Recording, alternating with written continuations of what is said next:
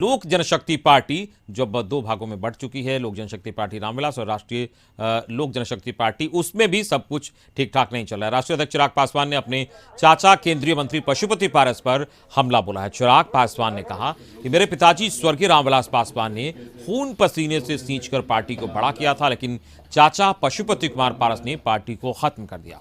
आइए आपको सुनवाते हैं चिराग पासवान ने क्या कुछ कहा।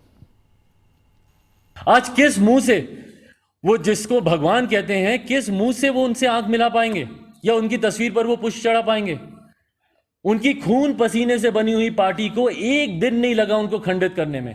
रातों रात अंधेरे में जाकर उन्होंने उनकी पार्टी को तोड़ने का काम कर दिया। एक बार बैठते बात करते या आप लोगों के सामने आके बोलते कि भाई मैं चिराग से बात करना चाह रहा हूं, चिराग की कार्यशैली से मुझे ऐतराज है, या मुझे राष्ट्रीय अध्यक्ष बनना है, या मुझे मंत्री बनना है। आप ही लोगों के सामने कहते और मुझे अल्टीमेटम देते कि अगर एक हफ्ते में चिराग ये सॉर्ट आउट नहीं करता तो मैं पार्टी से अलग हो जाऊंगा। भाई हमारे नेता की खून पसीने की बनाई हुई पार्टी को बचाए रखने का एक प्रयास तो वो करते अपनी तरफ से।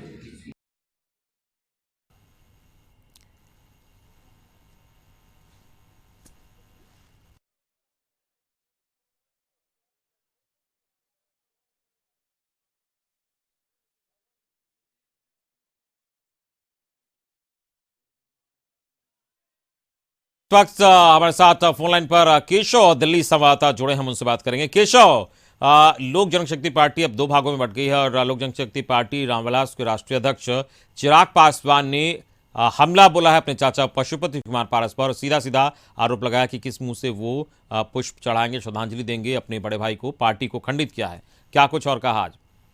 जी देखिए, आज जब से चिराग पासवान को लोक जनशक्ति पार्टी रामविलास मिला है, उसके बाद आधिकारिक रूप से पहली प्रेस कॉन्फ्रेंस की चिराग पासवान की दिल्ली में।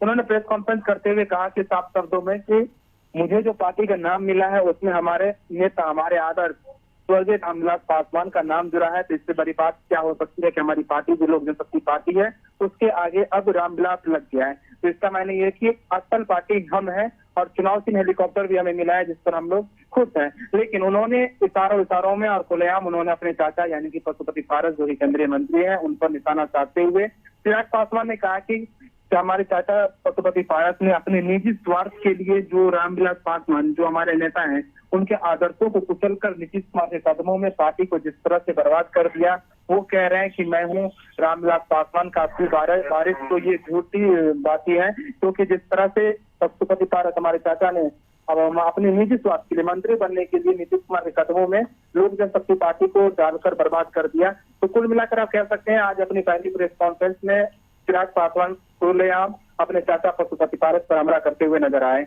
चलिए, इस पूरी बातचीत के लिए बहुत बहुत शुक्रिया केशव आपका। तो केशव हमारे दिल्ली संवाददाता बता रहे थे इस वक्त कि लोक जनशक्ति पार्टी रामविलास के राष्ट्रीय अध्यक्ष जब से बने हैं और जब से इस पार्टी का ऐलान हुआ है, उसके बाद मीडिया से मुखातिब हुए प्रेस कॉन्फ्रेंस किया चिराग पासवान ने और साफ तौर पर सीधे सीधे अपने चाचा पर हमला बोलते हुए कहा कि खून पसीने से सींचे हुए पार्टी को एक रात में निजी फायदे के लिए खंडित